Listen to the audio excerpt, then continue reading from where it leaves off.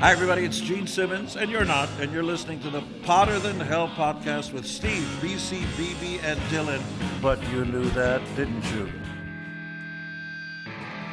Ladies and gentlemen, welcome to the Potter Than Hell podcast. This is your last stop on the crazy train of hard rock and heavy metal. So sit back, buckle in, and hang on. Here we go.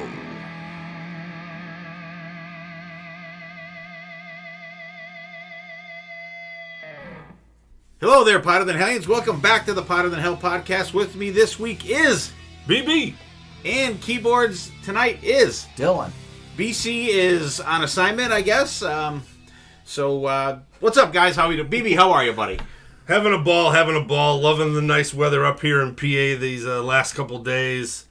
Doing a little online shopping, getting the boys back to college, so it's going to be almost a little empty nest syndrome for the wife, I think. But everything's good down the hill at the 43, Righty. She still got you, though. That is and true. She still has Casey and the dogs. That's right. She'll be on cloud 9. The gerbil? The guinea pigs. The guinea pig, oh yeah. yeah. I didn't know. Yeah. I didn't know we had that. We still have the rabbit. Nope. No rabbit. No Okay. rabbit. Okay. Dylan, how are you? I'm good. Nothing too crazy going on right now, thankfully. So, just going with the flow. That's good. Good. I just got out of work. Did a little extra, little Oscar tango today, and nice day out. But we had the summer camp come to the firehouse. It was cool seeing the kids because I worked that summer camp with your mom. Yeah. 20 years ago, and it's good to see that it's still going, and they still get about 50 kids a day, which is cool. I do miss it, though. I do miss doing the summer camp with the kids, but it was cool seeing them. And BB, actually, and I just want to say happy anniversary. Oh, okay. Happy 37th anniversary. 37th anniversary. Yep. 37 years ago today, Vinnie Vincent Invasion came out. So my gosh. Is that why you have... No, I won't say what I'm going to say. You know what I was going to say. Didn't you? Oh, yeah. But let's talk about that album for a minute. What did you think about that when that came out? I actually enjoyed it. I thought the Roberts vocals were great on that. I really enjoyed it, and it's one of those albums that I kind of secretly sometimes go back to. You know, it has its ups and downs, but I actually enjoy it. Even though I sometimes I teeter between that one and the Mark Slaughter one, but yeah, I enjoy it. How are you, Dylan? What's your verdict on that album? I'm not as familiar with Vinnie Vincent Invasion, but what I have heard from it, I have enjoyed. Okay. It's not really been something that I've gone to the well with because, there's so much to listen to out there. Well, it's not on streaming either. Yeah. Neither one of those out. They're both taken off of streaming. So, it's tough to find something. That's probably a big reason why then. That I don't see it when I'm scrolling through and it never crosses my mind. So I like it. I don't mind the crazy sick bananas, crazy shredding that's on it. I don't mind that at all. I think it adds a certain charm to the album. I know a lot of people hate it and go, but like it shows you how restrained he was on Lick It Up. Yeah. You know what I mean? Now he's just like he's the dog let off the leash, and it's interesting. I like it. I like the song. I think it's cool. You would think about that part of the 80s. That was what you kind of wanted to hear. That's what Kiss was looking for. I mean, they just couldn't, deal with him personally, but in over the last few years we've re-found out why. But I still enjoy it. I have actually my vinyl signed by Vinny. You get yours done too, right? No, I got that big humongous picture done. Oh, okay. Because I got I had him do. He signed "Lick It Up" and I have the Invasion album, and then I did the picture too. Yeah, there's something else. But you did the bigger picture, big picture, and something else. It may have been one of the albums. I didn't think of it. Yeah. So it was cool. So I just thought I'd throw that out there. I know you're a big Double V fan, so I figured I'd throw that out there. And last week, BB and we did an album duo or whatever. 2x2. 10 names that BB threw out there for it. Mr. Big, Hey Man and Get Over It. I enjoy those episodes. I always say it gives everyone else a breather, and it's cool to do a one-on-one with one of you guys and our other guys out there that do them with us too. And I think I have one coming up in September, I think, or the end of August. And actually, by the way, today is August 3rd, 2023, so that is the Vinnie Vincent Invasion Day. But what do you think about that episode, BB? Yeah, I think we did a good job, and a couple of the listeners reached out to us. Rob, usually likes to comment on things, and he said we hit the nail on the head, just like him. He kind of, just like us, or me, I guess I should say, he kind of fell off the Mr. Big bandwagon right around the Hey Man time, because they had that little change of the guitar players, and the sound was so much different, and plus there was so much more music out there. I love doing stuff like that. I think it's easier for Dylan too as well, because it's just two people talking compared to four and talking over each other, and I think it flowed well. I think we did pretty good. I liked it. I enjoyed it. I think they're shorter for Dylan usually. And No, that was like an hour and a half. That was typical. Yeah, average. But you can't just talk about one thing. But I enjoyed doing those. What did you think, Dylan? Yeah, I thought that was a very interesting era for Mr. Big, especially with Richie Kotzen coming in there. I was not aware that he was a part of Mr. Big, so that was very interesting to learn. And hearing some of the songs you were talking about as I was putting them on the Spotify playlist, it definitely feels like a proto version of Winery Dogs. Yep, it's like Winery Dogs Jr. Yeah, without Mike Portnoy. So that was very interesting to hear about. Winery Puppies. We're going to call there you go. There you go. Winery Pups. The Winery Pups. Yeah. The grape juice pups. Yeah. Yeah. And I don't know if you guys read today. I was kind of going through YouTube, and there was a statement from Nico McBrain, and it's only like a minute and a half, maybe not even that, and he explains, because there were reports, I don't know if you guys even noticed, that people were complaining that Nico's performance on this tour had been subpar, and he had not been doing the, if you want to do quotations, the classic fills, and kind of seemed a little bland for his drumming. He had a fucking stroke in January. Ooh. More of a TIA, like a mini stroke is kind of what explains it the best. And so he was recovering from that, and he was just getting back to where he thought he needed to be to play when they started the rehearsals for the tour. So he explained that that's why that he did not seem up to total snuff when they were playing. And I thought it was very interesting, and and there was a bigger statement underneath it, and then Rod Smallwood had commentary about it, about what a pun intended trooper Nico was, and that he banged it out and he got through it and stuff like that, and he said he's doing better now. So I thought that was interesting, because I had heard it mentioned that people were not complaining, but like mentioning that he didn't seem right. He didn't his playing didn't seem up to the usual Nico standard. So and it had to be tough, because now they're playing like friggin' like Hell on Earth, and you know what I mean, those songs are complicated to play, long as well, so good for him, and continued success on your recovery, Nico. So I thought it was pretty interesting to read that today. And what else do I got here? Last Sunday night, BB and I, it was actually the first concert that I went to this year since Monsters of Rock Cruise. I can't fucking believe it. Wow. We went to see Steve Vai down at the FM Kirby Center in Wilkes-Barre, Pennsylvania. And what'd you think of the show, BB? Yeah, I think he tore it up. And this is the first time I've ever seen him live. I know you've seen him with David Lee Roth and with Whitesnake, but this is the first time I actually saw him, live tear it up. And he's definitely one of those guys that really likes to bring in different levels or different genres of music. A little bit of jazz, a little bit of blues, thrown in a little bit of rock. I thought it was a great show. I thought it was a little long for it was like 2 hours and 20 minutes, and just to do instrumental. It got a little long, like within like an hour and 45-ish, for me. But I thought it was still fantastic. Yeah. And thank you for the tickets, Mark Hoover, as well. our buddies Chris Granza went with us and Steve Kaharski. They went with us as well. We had a good time. We had a nice. Well, we almost didn't have a nice dinner right before because whatever. It was my typical experience at a restaurant. And people don't want to work. That way. I'll just put it that way. But I enjoyed the show. Like, he came out of the gate, like, full throttle, tore it up. And I got to say, his band was absolutely fantastic. And what I really liked about the show was he gave each member of his band a time to shine.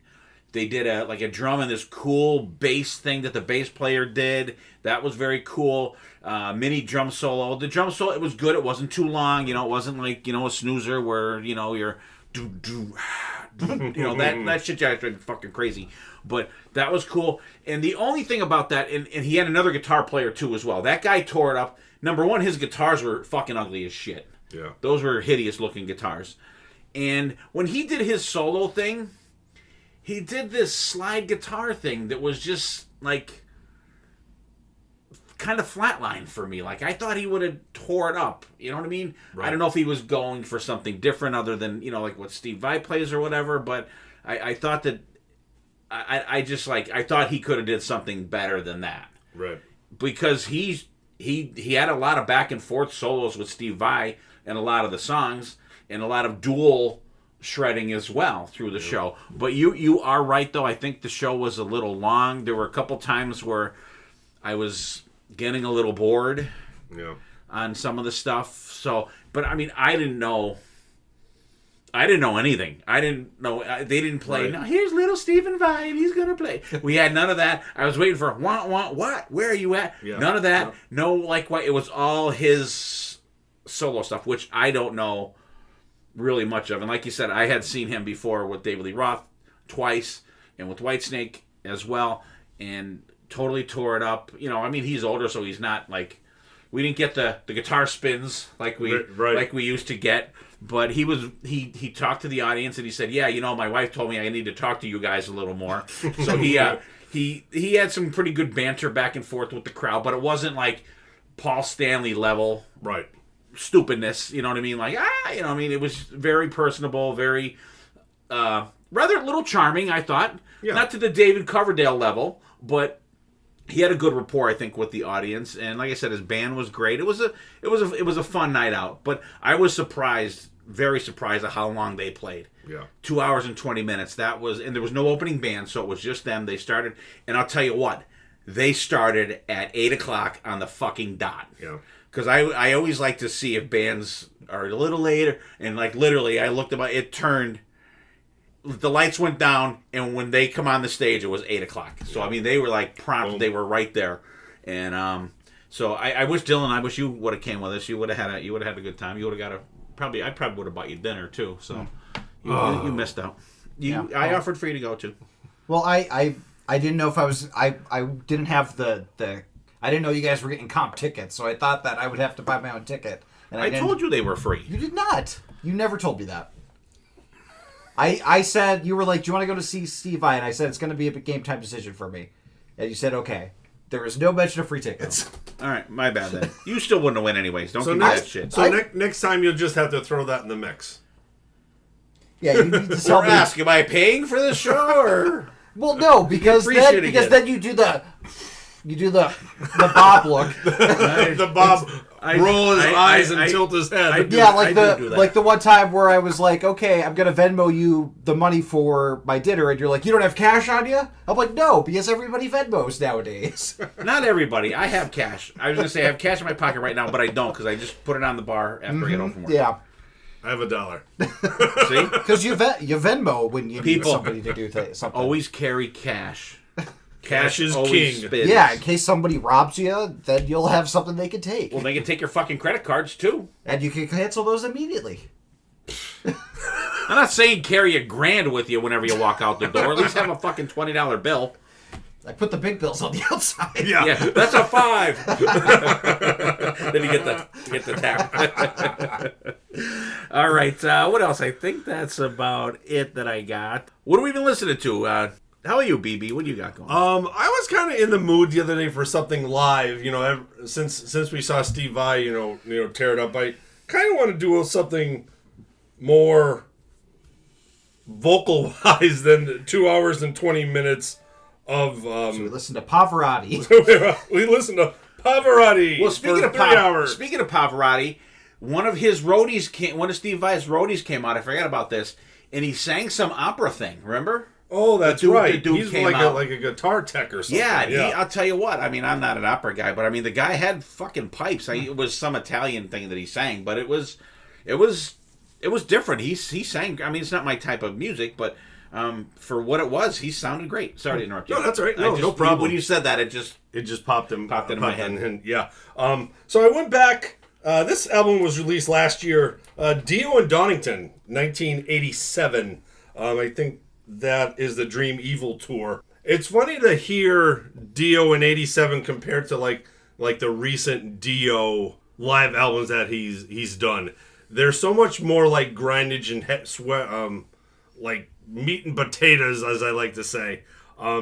This album is good. It just misses some kind of grindage or something. There's parts in the middle, like I think it's like right around maybe like Long Live Rock and Roll, Last in Line. The songs are only like under 2 minutes, so they boom boom boom and they're moving on. But I don't think I listened to that album since it came out last year. So I just wanted to grab something live and give it a listen. So that's what we put on the turntable and listen to.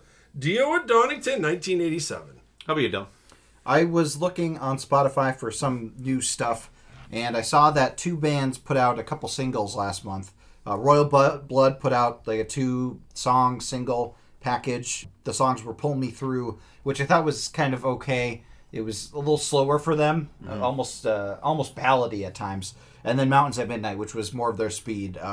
So that was good. But the good thing that I listened to was Dirty Honey's new single, Won't Take Me Alive. Kicks ass. They are so good. Their riffs are always so funky and amazing right off the bat. And they almost remind me of an early Aerosmith at times. And that might be because they covered Last Child. But they know how to catch you immediately with the song. And of course, their first album was fantastic. So I'm very excited to see what they have coming out down the pipeline. All right, for me, let me just comment on your guys real quick here. The Dio and Donington, I do like that, but that is weird because like with all this, they're just like it's part of a medley. They just play like a snippet of this and a snippet of that. But what I don't like about it is there's a guitar solo and there's a drum solo. Like they're playing Donington, and you wish that you had a bass solo as well. Yeah. And a keyboard solo. Yeah. Like, you're playing a festival. Like, you're on during the day in a festival. Do more... People don't want to see a fucking drum solo and a fucking guitar solo in the middle of the fucking afternoon. Yeah. I don't want to see them at night. I just want to point out that you're going to find this conversation very funny in a little bit, but continue. Okay. And, so... I don't know, but I do like it, though. I like Craig Goldie's playing. I think he was a really solid replacement for... Dio, and actually I just listened to the Into the Void podcast, Black Sabbath podcast, and they were talking about Lock Up the Wolves today. And I got to thinking about it, and they were talking about they pretty much shit all over the album, which listening to it I agree with them to a good extent, because the one thing they said for me really hit home, and I thought about it a little more when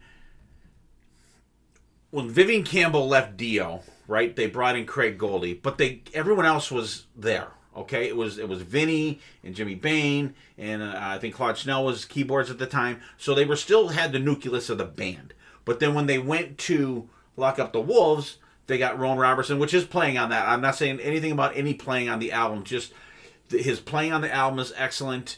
But like it was a whole different band. You had Simon Wright on drums. You had Teddy Cook on bass. You had Jens Johansson on keyboards and Ronnie. So you had a totally different band.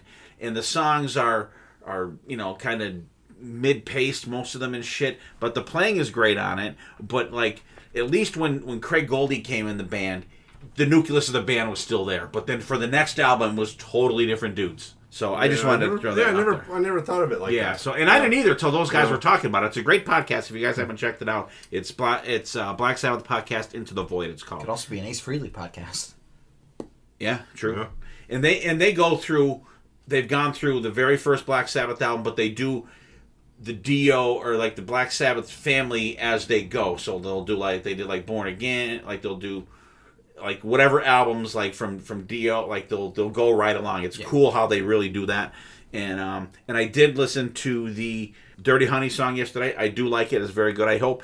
And they're solid. I think you did their album for a birthday album, which I thought was we. I think we all enjoyed that one. Yeah. And I hope this means that they have a new album coming out, which probably does. I think so. Yeah. That's what I got excited. I saw the same song today. I'm like, ooh. And so I'm looking forward to that. Those guys are good. They have such a cool. Like you said, like a retro sound, to them. I do like that, and even it shows in the production too. Yeah, I do like that. And for me, I listened to Kiss Off the Soundboards. I did the 77 one. I did the Donington one. I did the Tokyo one. I got halfway through the Virginia Beach one. And that was only because time wise. You got halfway through. That was only because time wise. I don't make it past the second song. I think they all have their own merits. I mean, it's the one in Virginia Beach. Is what are the Virginia Beach merits? It's on a beach. It's the different songs. There's a better version of that same exact set the list. merits are that there's some deeper tracks thrown in there. I can see it right there. It's no, it's over there. Okay. Well, no, the better version is right there. Rock the Nation Live. The video, yeah. Yeah. Oh, absolutely. You can tell it definitely suffers from the lack of production on that. A lot of doctoring on that on the DVD. And the new Rock City Music Company album finally that is out with Ryan Spencer Cook and Jeremy Asbrock and somewhere in the Phil mail. Schaus. It's on the way. I've been rocking to that, and it's short. It's only like 27 minutes long. I think I listened to it the other day, and I was like, kind of just not listening for the first listen, and then I'm like, this song sounds familiar. I'm like, holy shit, it started over again. But it's really good. It's a solid, fun, just straight up rock album. Fucking excellent. And been listening to some Stryper. I'm gonna be doing another podcast next week on a Stryper topic, and then we're recording. Yes, we are recording another Queensryche episode. We are definitely recording this time. We've had some problems getting together schedule wise, but we're recording Saturday morning for the next one. And today I'm like, you know what, I'm sick of every fucking thing. So I'm like thinking of shows that I went to the last couple years, and I was thinking the show we went to, Dylan, the Black Veil Brides and the Ice Nine Kills and the Trinity of Terror. Huh? Trinity of Terror, Motionless and White. Motionless and White. So I'm like, you know what? I really like Andy Biersack's voice and Black Veil Brides. So I listened to 3 Black Veil Brides albums today. There you go. Good stuff. I like it. I don't know why they get shit on. I really enjoy those guys. And with that being said, BB's listening to Dio, Donington 87. Dylan's got some new singles from Royal Blood, Pull Me Through, and then Mountains at Midnight. And the new Dirty Honey song, Won't Take Me Alive. I have Kiss Off the Soundboard, Rock City Music Company, Stryper, Queensryche, Black Veil Brides. And tonight's topic is, I'm not sure what it's going to be, because there was an episode, this is the 4th time we were supposed to do this episode, but we're not. So Dylan's taking over now. So I have no idea what this is going to be. So yeah. Go ahead, Dylan. So, yeah, when my dad texted and said that we have to pull an audible, I was trying to rack my brain thinking of what we could cover, because, we've covered everything. And the thing that I kept coming back to was our discussion episodes. And I really love when we take a topic and we just go off about it. I ask some questions and we just lead a discussion on it. And it's really funny that you were both listening to live albums, because the topic that I want to discuss today is concerts. I want to talk about. I have like 14 different questions that are going to lead off discussions that I'm very interested to hear your thoughts on, hear your answers to, and the first question that I kind of want to ask about a concert is, what does a perfect concert look like to you? And I'm saying like everything outside of the band, like the venue, the crowd, like the atmosphere, like, and everything outside of the band's control. What do you look for in like a perfect concert going experience? I could start us off while you guys think if you want. I like a nice like club venue, general admission, crowded but not too packed. I like an audience that's excited to see the band and singing along quite a bit, knows this stuff. Merch line not too long. You hope to see one of the bands. Yeah, that's been a little rare, but and usually I like to be towards the back a little bit. I don't like to be right up front because I like to be able to see the whole stage. So I'll be kind of towards the back of the floor. Is really my ideal spot for watching a concert experience. So, BB, what do you look for in your perfect concert going experience? I think definitely the pregame is always a good nice. part. Yeah, out in the parking lot, it's always something funny, or a memory will always come out in the pregame in the parking lot. So we definitely have to get there a little early to do pregame. We don't want to get there right on time. We got to run in, Mm-hmm. But it's funny over the years after seeing so many shows. I like to be up front. Okay. So it's not really more of a club or a stadium or a something like M3's the pavilion. Big canopy pavilion lawn. I over the years I get kind of disengaged the farther back I am. Okay. Like I would love to be closer, pick flinging area, somebody throw a drumstick kind area, first 20 rows. Because I just think now, like all the shows we've gone to, like we kind of, Steve and I kind of talked about this the other day about certain shows, and like the Metallica show, like you can't even get close. Yeah. To pay 6 figures, or 4 figures almost for floor tickets. So like something like that being up in the nosebleed seats, I'm not into it. I've lost my. Mm-hmm. I think I have so many years and hours under concerts. I need to be closer. Okay, that makes a lot of sense. Dad, how about you? What's your? All right. Well, the pre-gaming is a must. That is a must. That is.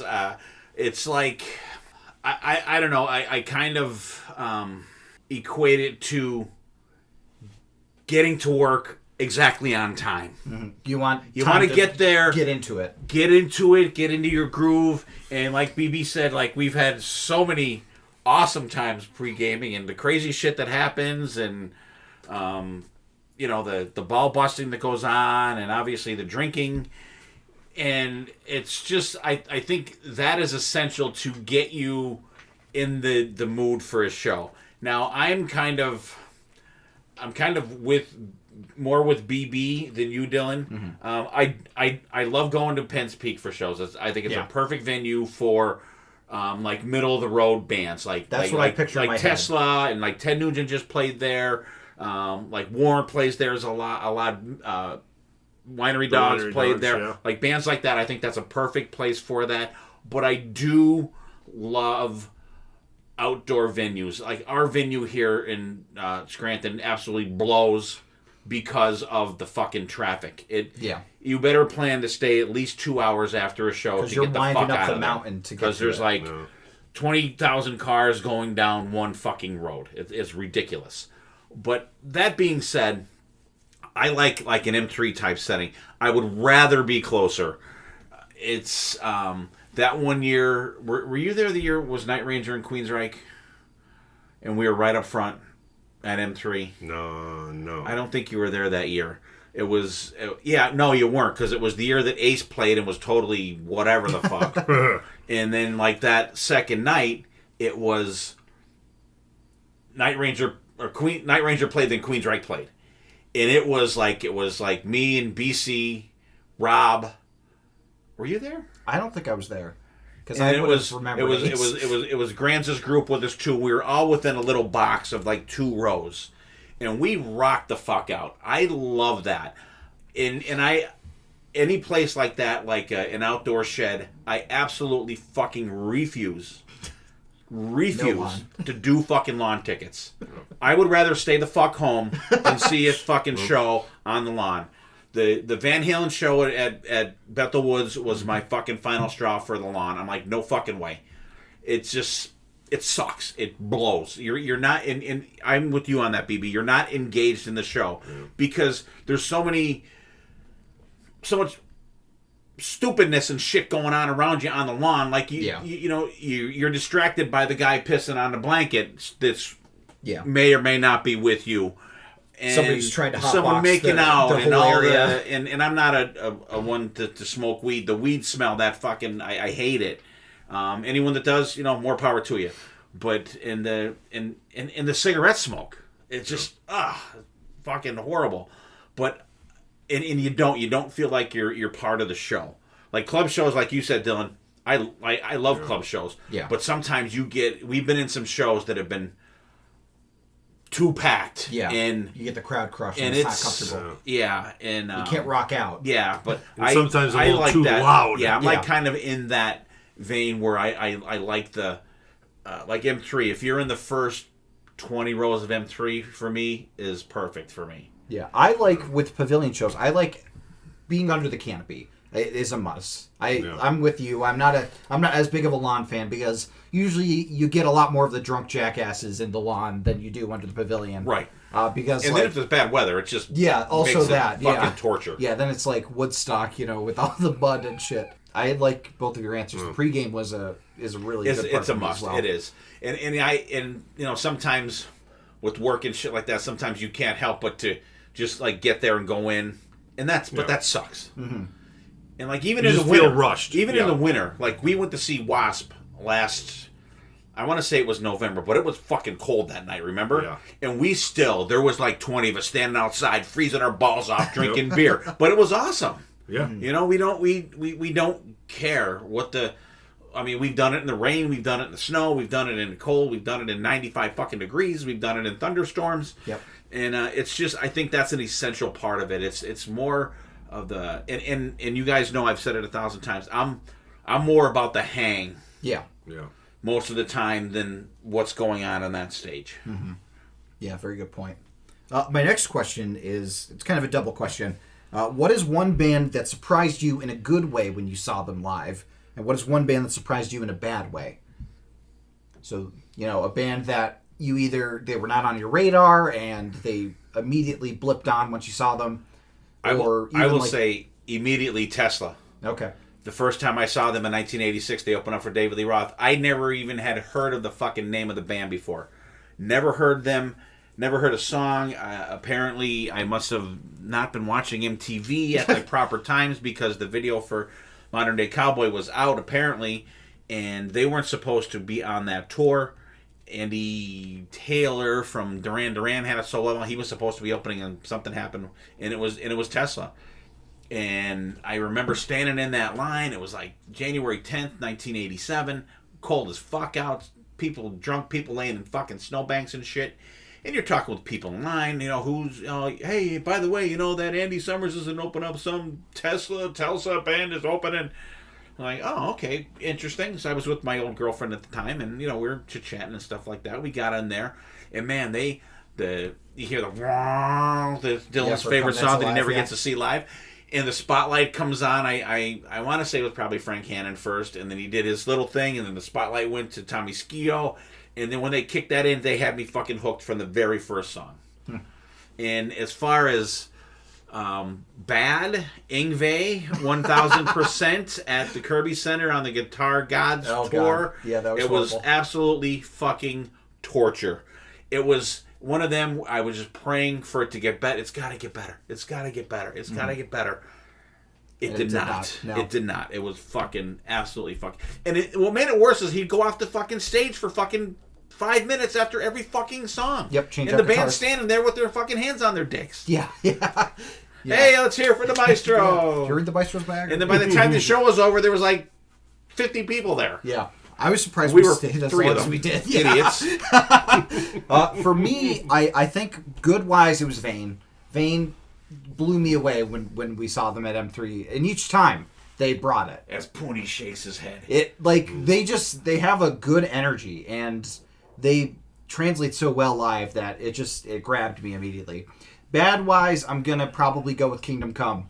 I forgot That was an awful experience. I never wanted a drummer to shut up more than I wanted James Kotak to shut up. He would just go off for like a good 5 minutes about like Dio dying, and that was like 5 years prior. And like he's like trying to get the pop for Dio, and I'm like, what are you doing, man? And he took off his shirt, and they were rough too. They were not together. No, they sounded horrible. They were that was for me. NG. How about you, BP? I think best one for me would be the time that BC and I went down to Allentown, the Croc Rock, to see Jackal. And the opening band was Blackstone Cherry. Oh, okay. And ever since that, kind of like Steve, I never heard them before. But man, they were very close to blowing Jackal off the stage. They were that good that night. They were fresh. They were young. They didn't really have that. Like they have more like a southern rock, like Kentucky sound now in a way, but they were just young rock. It was like hard southern rock, and I'm like, boy, these guys are good. Like a harder Tora. And like the drums were loud and crisp, and the guitar player was amazing. He tore it up. I'm like, BC, who the fuck are these guys? And they're like, come on, more songs. We're like, more songs. But and even still to this day. And that was probably at least 13, if not longer, 13 years ago. Probably. You know? But, tore it up, Blackstone Cherry in Allentown. That was a great show. And I'm going to say my worst one, and I think it's more of the effect of out of fear. And once again, BC was there with us, and it was one of my friends from work. We went down to the Electric Factory in Philly to see Black Label Society. We were up. They have like a horseshoe bar. That we were up there, and the band Clutch, who we thought was opening for Black Label, they did their thing. They stopped. So I'm like, all right, BC, let's go. So we get down, and we're probably third row, ready to go. And Children of Bodom come out. I've never heard of them, just like Blackstone Cherry. Never heard of Children of Bodom. The second the first note started, this whirlwind of a pit started right behind us, and I thought my buddy Rich from work, I thought he was either going to shit his pants or have a heart attack because he was scared shitless. And over the years, I've kind of learned to somewhat enjoy some of their music, but at that point, I didn't like it because they're like that more deeper Cookie Monster sound that they had. But they some of their parts of their music are melodic or fantastic, but that just being in the sandwich of I'm not a big fan of this kind of music, and I'm not a big fan of mosh pits right behind me. I may get killed here. Yeah, I was in that middle of the shit sandwich, and still every once in a while I'll see my buddy Rich at work, and I'll say, want to start a mosh? He goes, don't even get me there. I still have nightmares about it. Yeah, that is a harrowing experience for sure. Yeah. If you weren't expecting it, No. like going into a mosh pit is one thing, but when you're prepare thrust yourself upon you, Because it was kind of weird because we were up there and the Clutch got done and you could see they were moving stuff and you could see they had the backdrop ready. So we walked down and we were standing there, like I said, third row, and then they start wheeling the drum thing out. We're like, Who's this? What's going on? I'm like, this can't be like this is like a dream come true. We're like third row for Black Label. It was the first time I ever saw Black Label. Like, And you paid for and it. then and it went south quick. They better be good. Okay, so my next question is, do you prefer to look up the set list before you go to the show? For me, if I am a fan of a band and I kind of and I know even 80% of their catalog, I won't look it up. But if it's somebody somebody like we went to see Saxon. Because I know some of their songs. I don't know a lot of their songs. I probably know more of their hits. So I would want to familiarize myself with a little bit more of the set list. Maybe not play the set list, 1, 2, 3. Just put it on a shuffle, so I kind of know what songs they are. Yeah. Compared to just putting them right in order that they're gonna. Oh, this song coming next. This song's coming next. And boom, boom, boom. But when I'm not really familiar with the band like that, I do go to the set list. Okay. How about you, Dad? Yeah, I would rather not, especially, but you can't avoid it anymore. You just can't fucking avoid it anymore. That's one of the main things that blows about the internet. Shit gets ruined for you, whether it be shows or movies or TV shows, whatever the fuck. Shit gets ruined for you because we all know what the Iron Maiden set list is now that they're doing, and when they come to the States, they're going to be doing the same fucking exact thing. You can't avoid it. I loved when there was none of that shit. When I saw Maiden in 1983, I went like, "Oh my God, where he was there!" I was not a newly minted Maiden fan, but I was only a fan for maybe a little over a year. So I had by then I had gotten all the albums up to that. So, and there were a couple songs I was like Drifter, I was like, what the fuck is this? And they closed the show with it. I'm kind of would be like, if it's a band I'm not familiar with, I would, when we went to see Royal Blood, like you said, I didn't look at the set list, but you said, listen to these songs. Yeah. I would rather that than look up and see, because if it's a band I don't know the songs, I'm not going to know them anyways. But I would rather not. You can go from the year 2000 until now and you know what the fuck Kiss is playing. Doesn't matter if you look at fucking Setlist FM or whatever, you know what I mean? So I would rather, especially bands like Kiss, Maiden, Priest, Ozzy, whoever, I would rather not. Okay. See, I like having at least an outline of a show, because I like kind of knowing where I'm at in the concert and know when, okay, this will be a time where I can kind of tune out, or I could go to the bathroom or whatever, or I know this song's coming up, so I'm going to save my energy for rocking out to this song. I know it's a really weird, neurotic, and very specific thing for me to do. Yeah, that's weird. But I like kind of knowing, okay, this is going to happen. I do love surprises, though. That's why I don't like knowing the whole set list. But for instance, with going to see Taylor Swift, I liked knowing what part of the eras I was in. So I was like, okay, this era's coming up next, so I can sit down for the Folklore and Evermore era since they're lower key songs. You can sit down anytime you want. You can, but just in terms of me singing along and rocking out and enjoying it, I know that this part, it'll be kind of a lower key part that I could rest for. So if I wanted to go a little harder now, I can.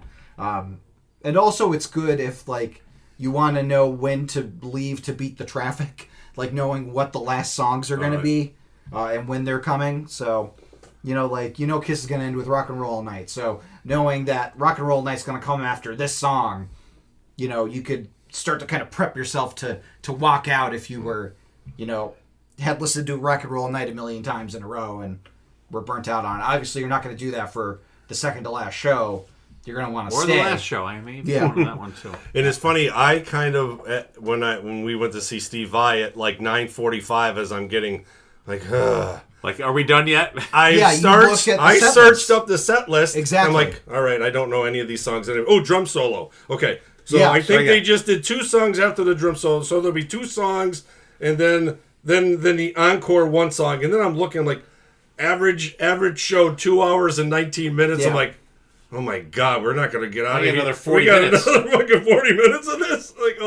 I also like looking at the set list to compare and see what they've done differently. I like being able to be oh, they didn't play this song, but they played this one. Because sometimes they'll switch up the order. Sometimes they'll swap out one song for another. Sometimes they'll add a song completely. So it's cool to see as you're going through the show, okay, they're keeping on track here. Oh, they changed it up right here. Right. So you can kind of see that in real time. So, I like looking at the data of the show while I'm at the show. I don't know why, but it's just something that I find interesting.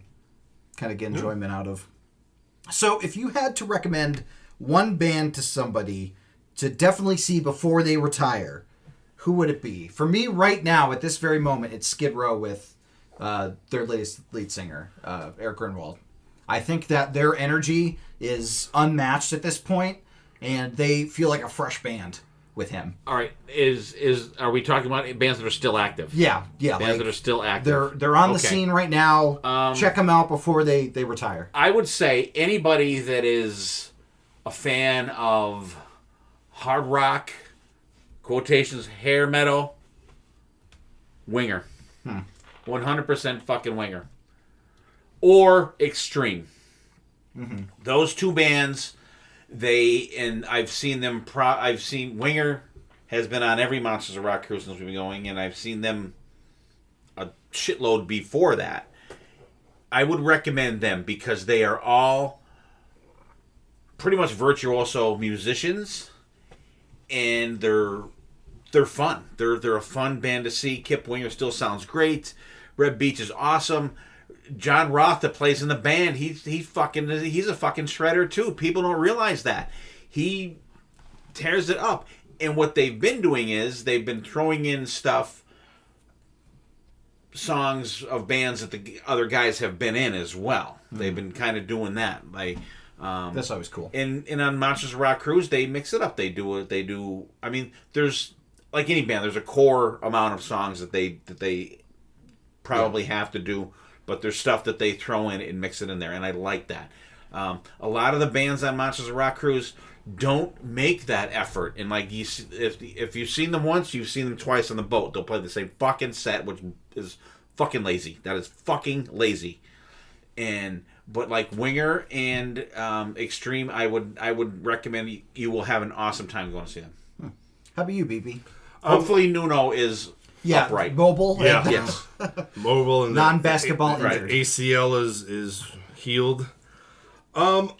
I think I would actually, because you think of all these bands around and how long they've kind of held together, especially the foundation that we listen to.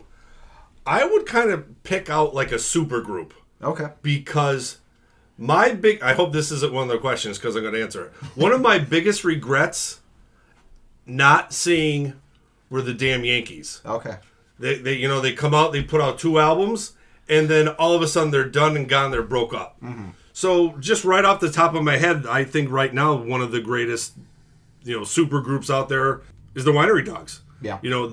Almost like on the coattails of what Steve said, the musicianship of these guys are like, sometimes you just wonder, like there's got to be other people behind these monitors and stacks, because sometimes you're like, man, they're just, it's Billy's making that sound and Portnoy's kind of like right behind them, and like it's just the crazy sounds that these guys make, And you don't know who to watch. Yeah. Yep. The first time I ever saw them, they just blew me away. I'm like, these guys are good, and I think that's a great stepping stone, because like I said, a lot of the bands still, they made the drummer's gone and they kind of keep, but these super groups that get together, like there's a couple more like that, Elegant Weapons. Like, who knows? They may do one album, and that album's fucking fantastic, and they'll be gone. You'll never, like, never see go live. see them. And I think it's more of a super group to see than a big headliner. I think that's a good point, because the availability of ththese musicians, tough to get together. Groups like Black Country Communion, Hollywood Vampires, Chickenfoot. They haven't been around in a while. Like, seeing those groups of musicians together in one place at one time, it's a rare thing. Yeah. So you got to kind of get it while it's hot, for sure. So that was a good answer, BB. And I like your answers too, Dad. Not to shortchange. Oh my your God! answers as well. That's it. I'm out of here. Okay, so do you have any bucket list songs from a band that you like that you have yet to see live? I'm talking like the Coming At You Lives for Tesla. like a song that is one of your favorites from a band that you've seen a million times. They've never played it. and you want to see them play it live. Do they need to still be active? I don't think so. I just any like bucket list song that you're like, oh, I wish I could see them perform that live. I have a couple. Oh yeah, Okay. Go ahead. rattle them off. I've never got to see Iron Maiden do Holy Smoke. Mm-hmm. Absolutely love it. You think that they would have done that because it is I know. a single. They may have played it on that tour. I don't know. I can't say Got Love for Sale because Gene Simmons band did that.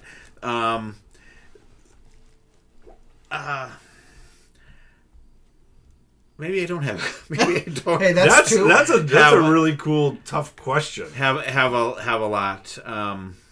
It's a tough one. That's for sure. Mm-hmm.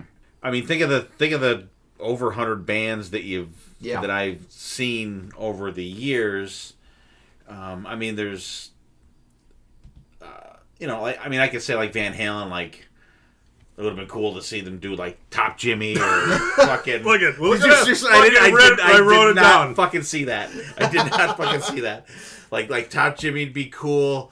I would have loved to see them do Take Your Whiskey Home back in the day. You know what I mean? Stuff like that. It's tough to pin down. That's a difficult question, but Holy Smoke from Maiden just jumped into my fucking head just like that. Yeah. Anything other than Top Jimmy? That's what I'm trying to think. I'm wondering like different Kiss songs. I don't know saw if them do Flaming Youth and Sweet Pain. How about Great Expectations? Great Expectations. I've never seen them do that. They bring a children's choir on stage. Yeah, right. How about like Jesus, like you've seen these bands so many times, you're like, oh, did they even do that? Like I think I would have loved to see them do like I Stole Your Love. Yeah, for sure. Because I don't think they've done that in probably since. So what's that? I think the first time I saw them was like '96. So I don't know if they did it then.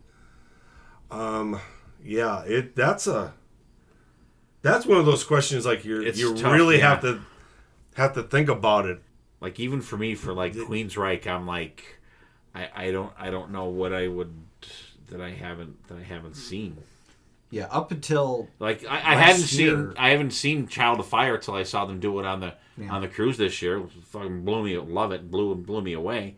Up until last year, like Between the Hammer and the Anvil would have been one for me, but Priest played that when we saw them at Mohegan Sun, so that was cool.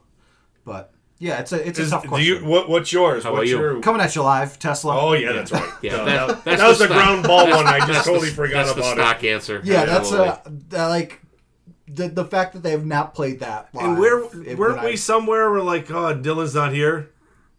Did that happen? Every single time that you guys go to see Tesla without they me, do it. They play it. They open it up with it. I've seen them 4 times. They have never played it when I was there. And that was the first time I've ever seen them play. Yeah, but like Metallica with like Leper Messiah would be cool, or Battery would be cool. Yeah, or Escape. Maybe not Escape. Call Cthulhu. No.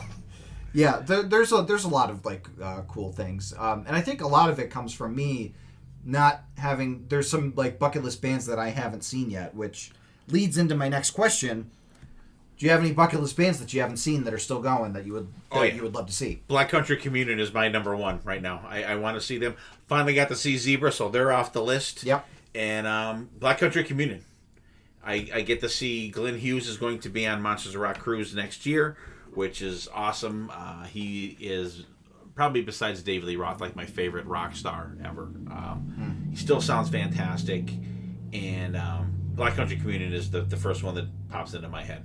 Yeah, that makes sense. Yeah, How love about you, those BB? guys. I don't know. I'm gonna have to go last on this one because I don't know that's still out there. Mm-hmm. Yeah, a lot of them, retired. Yeah, of course. Like for me, Aerosmith and AC/DC are probably 2 big ones that pop into my head because, I haven't seen them when they came around here. Guns N' Roses is probably another one. Even just Slash, that would be cool. I'd rather see Slash than Guns N' Roses. Yeah, I think hands down. At this point, I think I would agree. Hands down. Because Miles Kennedy and the Conspirators are such a tight group that they work well with Slash, and I don't care to see Axl. I have not seen Guns N' Roses since '87. I've only seen them once with Aerosmith. Coheed and Cambria is another one for me. I saw them. Believe me, you're not missing anything.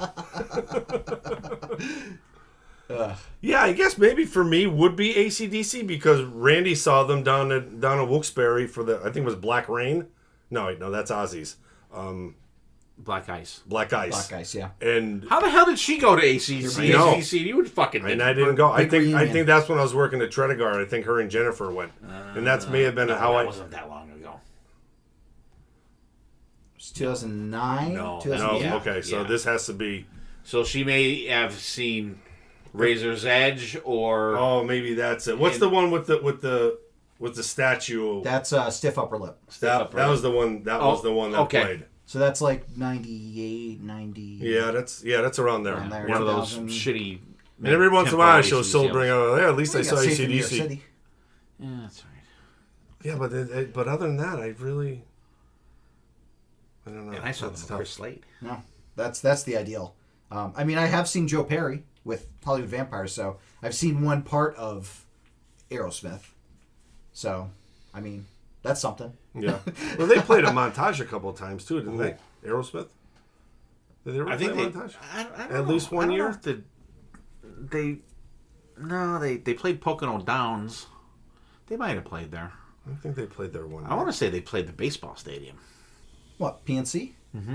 Well, before it was. Yeah, that's interesting. Before they redid it. It used to look like the Vet. It was like a round bowl. That's interesting. Yeah. And that's still even like a crappy parking situation. 'Cause Oh, hell yeah. It's like, Oh, yeah. It's the road before Yeah, the pavilion. Okay, so my last question for this first part. What is one band that you will never burn out seeing them live? We'll say at this point, because, that could always So change. they have to still be playing. Yeah. Or just, like a band that, like, every time they're coming around, it's like, oh, we have to go to that. That's, I'd say Godsmack, but I missed them last night. I actually played there last night. Aunt Lynn went. Oh, did she? Yeah. A band that I wouldn't miss. Yeah, like a band that, like, every time somebody's like, hey, you want to go see these guys? You're like, yeah, definitely. It would never be like, I'm burnt out on them.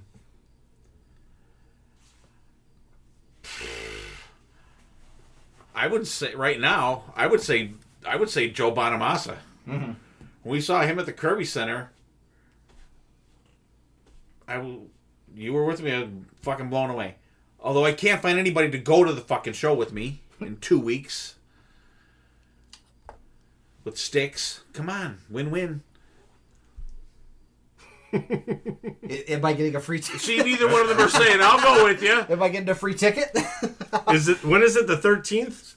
13. Yeah. I might have something going on. But I That's can't remember. Killian's college moving day, Yeah. and then Colin's the next Sunday. So I definitely won't even be home to even pregame. I might All take right, it so on that. listen, let me put the Find My iPhone on yours, so I make sure you're in fucking State College. That day. No, being Williamsport. Find my I friends. Make sure Yeah, if your find my phone's not in Williamsport. At 5:00, I'll send you a picture of where I am Yeah, on the Sunday. news with the newspaper. I want to see you today's behind the date. Welcome to Williamsport sign.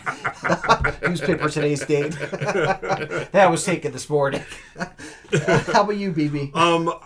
I don't want to miss Cinderella, and even though Kiefer's kind of doing his solo stuff, I still think A, his band is great. B, he can still sing at the level that he sang back in the 80s and 90s. And it's just one of those, it's that bluesy rock vibe that he brings. I've never been disappointed with Cinderella for all the times we see him at Penn's Peak and all the times we see him at N3. I think every time that I've seen him, he blew me away. And the more and more I think about it, I think there'd be one of those guys I would, like if they were, playing local, I'd say, yes, 100%, let's go. I mean, I could absolutely throw in Priest or Maiden, even though we would get fucked on tickets for Maiden. But we've always been great with tickets for Priest. Yeah, Priest tickets. I've been in really the first lucky. 5 rows for Priest like 7 times. We were right up front for that, that last show. I could definitely throw those guys into the mix for sure. For me, it's Night Ranger. Oh yeah, Night Ranger kicks ass every time. I could throw Night Ranger and Queensryche in there. Yeah. And Anthrax. Anthrax always brings it. I saw them with half the band the first time, but then with the full band, they kicked ass. I thought Joey Belladonna still sounds great, and they just rock out. I don't know. I always get really excited when I see them. And they're hopefully finish their album by the end of the year. I think it should be coming out this year, which is very exciting because the last album was For All Kings, which was a long time ago. 2017, 2016. It was a while ago. Yeah. But I'm excited to see what they have coming up. But that's the first half of the episode, Dad. Do you want to take us into the gems with the gem song? Yeah. Good job so far. I'm enjoying it. I enjoy the casual conversation. This is just like driving in the car to M3, but sitting at a table, and everybody can drink. So we're gonna do a little gem song, and actually, I was in these. I know BB has seen this band, and I would love to see them as well. And actually, I think they're playing in November in Philly, BB. New song from Mammoth WVH, song called "I'm All Right." It just came out a couple, like maybe last Friday, maybe, and I think it's fantastic. But the video for it is great. The video is great. The last video, "Party at the End of the World" or whatever the hell it is, like it was a long video, but it set up this video like a Battle of the Bands type thing. Love that Kenny song. Loggins Is yeah. I don't even know what you're talking about. So check it out. Mammoth WVH, I'm All Right.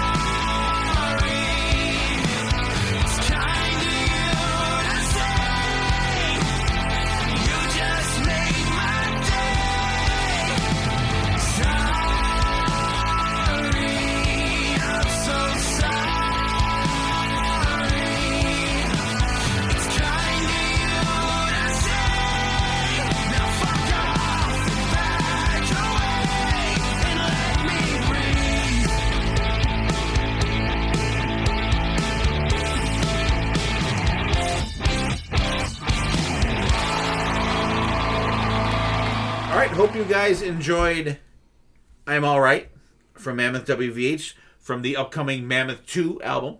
Can't wait to hear that. There's, I think, 3 or 4 songs already released, and they are definitely, if you like the first album, they're definitely in the vein of the new one.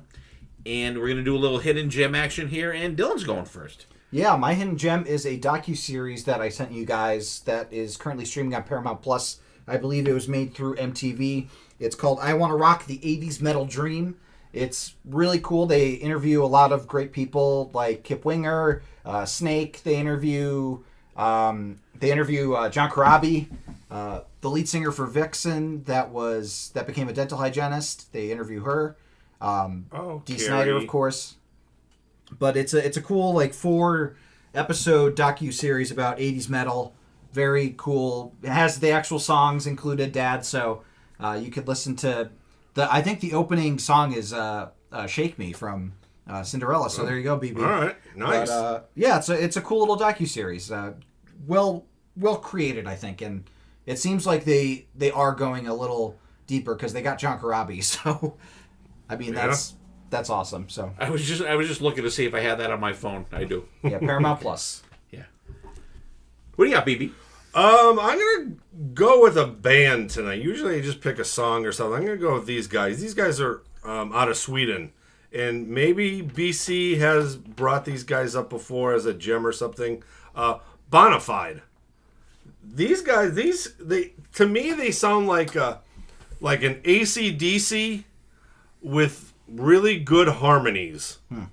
The other day I listened to their 2017 album Flames. Some good stuff in there. Like I said, the harmonies are great, and it's a little bit more meat and potatoes AC/DC. Like more like an Airborne? Little dialed down, maybe one. Okay. 1 or 2. All right. But they like I said, AC/DC with some like a roast tattoo. Yeah, with some good harmonies in the background. Good stuff. Definitely check out Bonafide. All right. I was actually yesterday. I had my earbuds in, and I was I'm in such a rut of listening to shit. It's fucking insane. So I had my Steve's radio playing on my Apple Music, and I was doing shit at work at the library, and the music was just background, and this one thing fucking stopped me in my tracks. Like, what the fuck is this? So I looked at it. It's from an album last year, and I'm like, I know the voice. It's Jeff Scott Soto singing. So it's from the Elvis Soto album, Vacation in the Underworld from last year, and the song is called STN, and it stands for Something to Nothing. This song, and then actually when I heard that, I'm like, holy fuck, it just, and I had probably been listening to it for a good half an hour, so I probably went through 6 or 7 songs, and this one just instantly caught my ear. Not that the other stuff that it came on sucked, but this one caught my attention. So I went back and I played the song again. So I'm like, I gotta listen to the album. But this song, Something to Nothing, it's STN on the album. So it's from the Elvis Soto album.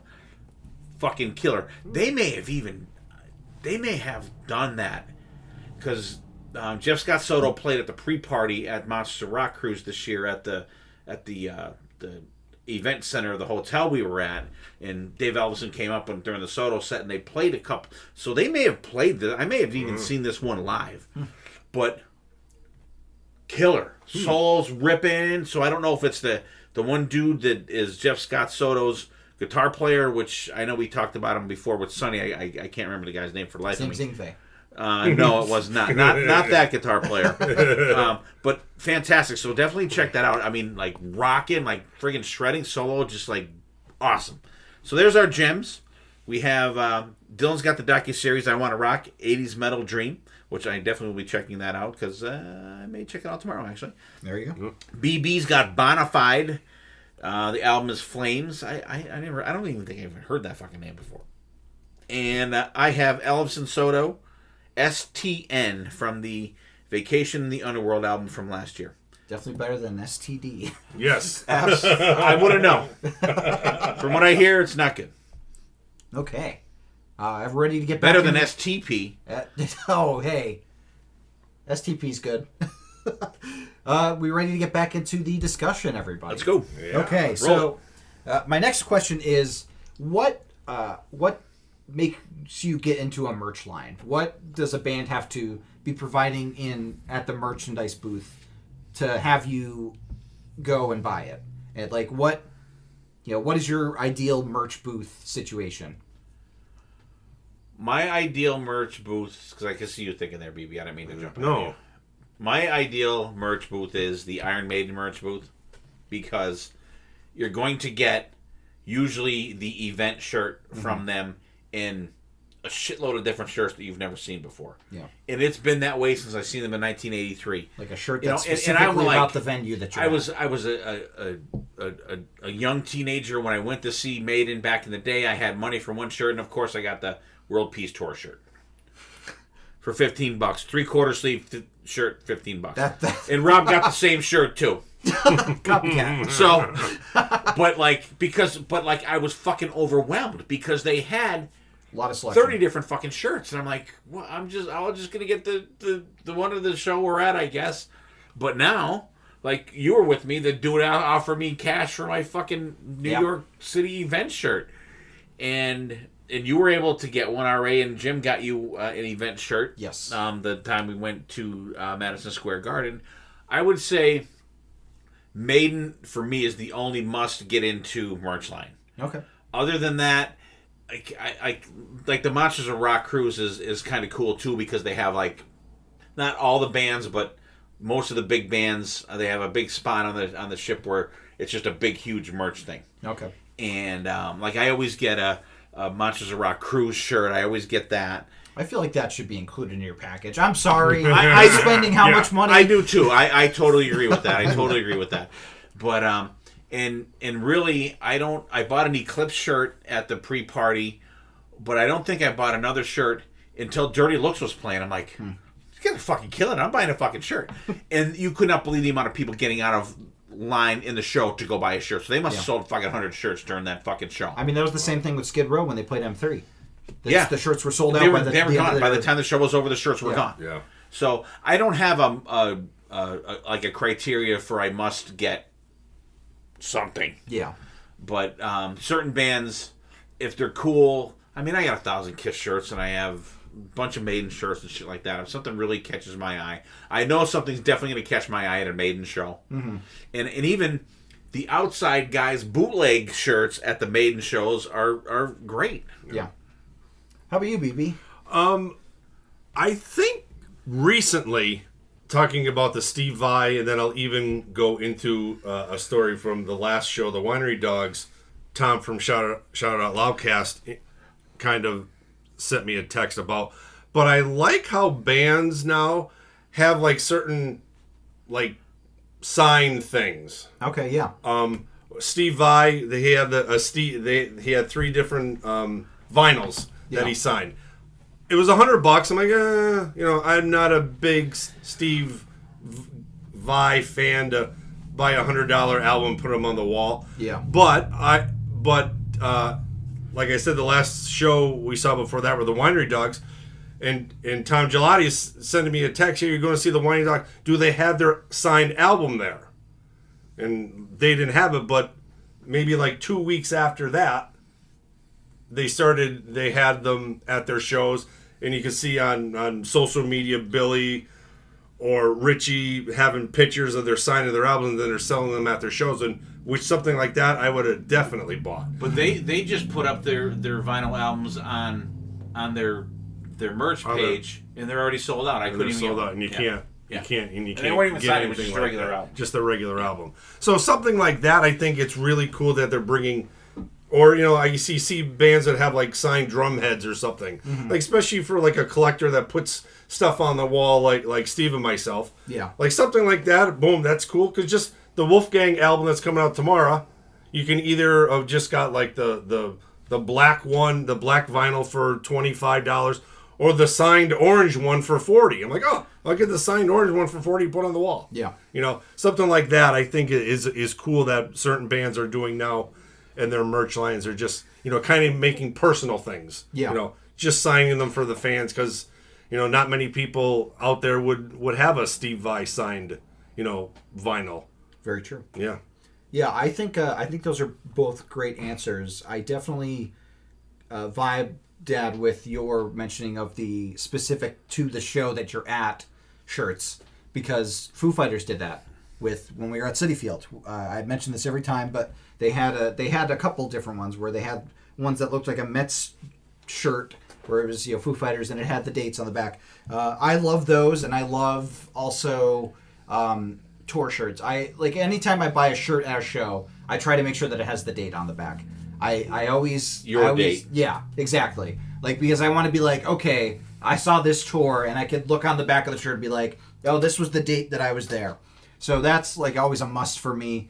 I love getting tour shirts. I'm a tchotchke person, as everybody here knows. I mean, I have a piece of wood in my hands. You guys right now, have but no fucking idea out there. I have You a wall no of Funko Pops idea. upstairs, so anytime there's a cool little thing like that, I might get drawn to it. I'm probably the person that's most likely to be buying something from the merch line at this table because I am such a sucker for that kind of thing. So I had asked that question because Bands love Dylan. I feel, I am personally supporting 5 bands by myself with the merch that I'm buying for them. So, and that's an important part of the concert experience, I think, is seeing the merch booth and seeing like the local bands that are opening for the big headliner, having like a CD and maybe a poster or something. They're kind of sequestered off to the side while their main band has the majority of the table. So I always like to look at the merch booth. And sometimes the parking lot shirt is better looking than the $50 shirt, See, I always have a problem with the quality of like the T-shirt itself. I'll tell you what, one of the best quality shirts I got was not the last time we saw Maiden, the time before that. The shirt from that. It's one of the few concert shirts that have not shrunk. Yeah, It's that's friggin' fucking the Final Frontier one. No. That's That always- one still held up. That one good, still too. held up, yeah. That one held up really good. That's always such a We got that down in Homedale. Yeah. risk. Is like, do you buy the size up? But you absolutely should. Any concert shirt you buy, whether it be official or non-official, get a size up. But if you're paying $10 at the end of the night, what do you got to lose? Yeah. Yeah. Yeah, Right. with What do those, you got to it's- lose? Right, exactly. you spent $10. You Right. supported a local entrepreneur. Yeah. And I got Trust the me. same shirt that looks like Trust yours. me, I paid $200 for the ticket to see the band. I can give $10 to the fucking do it out in the parking lot. Yeah, if he's able to skirt past security and not get caught. Unless they take it out of their pants. If they're taking the shirt out of their pants, I'm not buying it. If they have it in a bag or whatever, or over their shoulder, I'll buy it. What if they're Out like, of hey, I have them in the trunk of my car. Could you go? Hey, it's in there, around the corner. Go around the corner. No, I'm good. Okay, my next question. What are your thoughts on albums performed in their entirety for a band? Are you for it or against it? I'm especially if it's especially nowadays, like the way we are, like 25, 30, 35, 40, like if it's an anniversary, I'm 100% into it. I actually, I would be disappointed if we're doing a 40-year tour and we're gonna do the same songs we've been doing, pretty much forever, and we're just gonna throw 2 or 3 different ones in there. But if you're gonna, bring out 40 years of this album and we're gonna go front to back, not only are you excited to hear stuff like that, it's more kudos to the band learning those deeper tracks that they haven't played in 40 years. That's a good point. Yeah, I'm for it 100%, as long as it's an anniversary. Okay, so not a new album. You're not as big of a fan of that. No, because I think something like that, you don't have that much of like the time to sit to learn it and do something like that. Like if Def Leppard, probably if they did like Pyromania front to back whenever the 50th reunion is for that album. They did Hysteria. They did. Right? So there you go. So they better do Pyromania. I'm good with just Hysteria. Dad, how about you? It depends on the band. Okay. And it depends on the situation. I'm a little bit with BB. I love because we got to see Kix do "Blow My Fuse" in its entirety, which was fucking fantastic. Rush do moving pictures. Rush moving pictures. I saw Maiden do Matter Life and Death. People were losing their fucking minds. What the fuck is this shit? I love it. I have no problem with the band that I love doing their new album live, like right out of the gate. Fucking Godsmack, play your new album. Iron Maiden, play your new album. Fucking Senjutsu would be a hell of a show. I'd want to get there and skip fucking the first song in Senjutsu, but I think kudos to that because, and I'm not going to get into a whole discussion about true fans and whatever against just hits fans, but like if Priest came out, well, with maybe the exception of Nostradamus or Ram It Down, maybe. But Ram It Down would be great live because it wouldn't be electronic drums on it. But they would wheel out the electronic drums for Scott Travis. Yeah, he'd hop over. I'm all in for that shit because I think it's fucking fantastic. I loved both ends of it. I love when Maiden did it, and I was aware of it when I went to that show that they were doing the whole album. Be a matter of life and death. You could tell probably a good third of the crowd, casual Maiden fans, they were the ones like, what the fuck? People are yelling, play the hits, play whatever the fuck. I loved it. I would have loved to see Styx. They did a tour where they played Grand Illusion in its entirety. I could have died a happy fucking man after just seeing that alone. But then they did Pieces of Eight after that. Night Ranger did the same thing. They did Dawn Patrol, and then they did Midnight Madness. Like, I would fucking lose my fucking mind doing that. I saw Jeff Tate at an absolutely fucking terrible fucking venue, and actually on the Monsters of Rock cruise, he did Rage for Order, and he did Empire. Fantastic. Fucking great. Like, I have nothing against that at all. And I think it's totally the band's prerogative. If you know they're doing that, you don't want to see it, then don't fucking go. Well, in Dream Theater, also with The Astonishing, they played that in its entirety. I thought that was cool, and I'm not a Dream Theater fan. I thought it was cool. I thought I said about the sound, I thought that was the best sounding show that I've fucking ever been to. You could hear the fingers scraping on the fucking strings at that show. It was cool. Yeah. Okay. Yeah, I think I'm with BB more, where I like when it's an anniversary. That's a really great way to celebrate an album, especially a seminal album like a Pyromania or the British Steel for Judas Priest. Which I'm surprised Maiden has never done that. Yeah, that is very surprising. Like Number of the Beast, Peace of Mind. Now it's 40 years of Peace of Mind. Yeah, and it's not like that album has like a bunch of clunkers on there that people would not. It has one clunker, but it has no clunkers on it. No clunkers. So you take out one fucking word on that song, and it's fucking awesome. But like it is a little tougher to sell the new album, and I can definitely get behind you with like not being like having enough time to ramp into it. Like if it's but support your bands, buy their new albums, listen to them for sure. But like, so say you're like you do go to a Judas Priest show and they play Nostradamus in their entirety. I think it would still be cool. Okay. I would. It would. You could. Because I consider it kind of a badge of honor to be a Maiden fan that saw them do Matter, Life, and Death in its entirety. Mm-hmm. Not a lot of fans have. Not a lot of fans that did see it enjoyed it, but I mean, I enjoyed it, and I was glad that I was there for that tour. Mm-hmm. Now, did you know that they were doing that album in time? Okay. Yeah. Okay. Yep. And I was like, this is gonna be fucking great. Although that is. Like, at that point, their longest album. Yeah. And it kind of got, like... Even for me, I'm like, all right. Because they're all very similar tempo. Right, right. Especially as it gets towards the end. With, like, the Legacy, like the Man... you know what I mean? Yeah. Like, at the end, it gets a little heavy. But it was still cool. But it was cool to see. Mm-hmm. So... And once again, I got the tour shirt for that one, too. I mean, that's a cool... It is cool.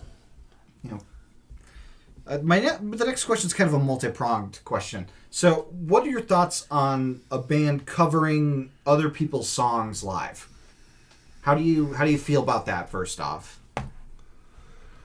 Yeah, I'll even go to where I said Like with- about Cinderella. yeah, How he always closes A his Little show. Help with My Friends, yeah. Exactly. Not good.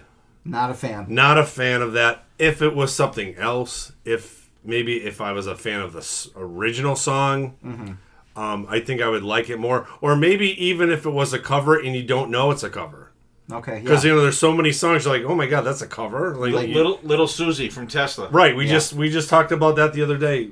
Well, not that even like that got bigger. Like when they covered, like Right. it's one of those situations. Even though I fucking hate it, Signs. yeah, like that's That song's one of their yeah, signature that's songs. one of their- Right. And it's a yeah. cover. Yeah, I think I don't have a problem with them doing covers. Ooh. If you have a big catalog, I feel like you don't need to be doing covers. Do your own freaking music. If I think the original cover, I mean if I like the original song and the cover's all right, I may enjoy it. But there's a lot of times like these bands just pick horrible covers in a way. So I guess I guess I don't have an answer, but it's I guess it's got to catch me to be Okay. to do a good live cover. Yeah. How about you, Dad? I like what you said about the size of the catalog. That, like, if you're a headliner, like, there's no need for you to do a cover song. Right. There's, like, if you play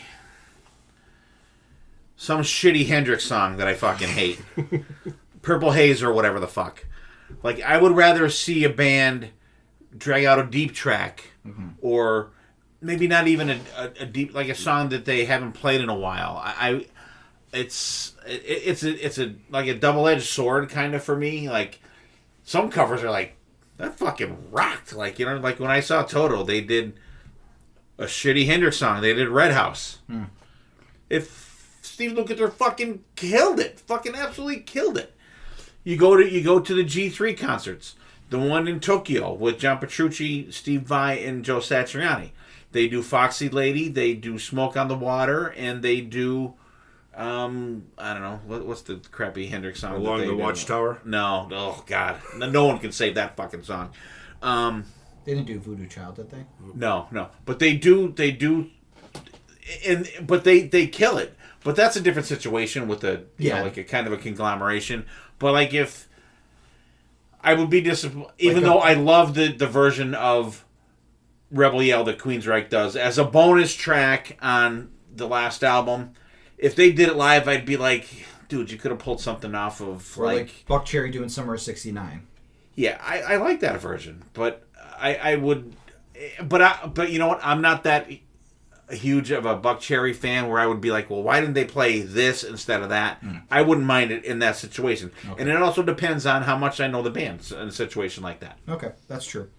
And that kind of leads into the next part of the question that I have. So when you see a band, like in terms of kind of percentage of different songs, do you like what percentage do you like of like the kind of live staples, hidden tracks and covers? What's kind of the ratio that you look for in a band, like to put together a set list? Like, do you like mostly like live staples, like hits, or do you like them just to mix it up a lot? Do you like them to throw in a lot of surprises? Now, this is what you prefer, not what you think they should be doing. Yeah, this is what you prefer. Like, if Okay. you were going to a show, like, say, I don't want to say Kiss, but say a Judas Priest show, because they vary their sets quite a bit.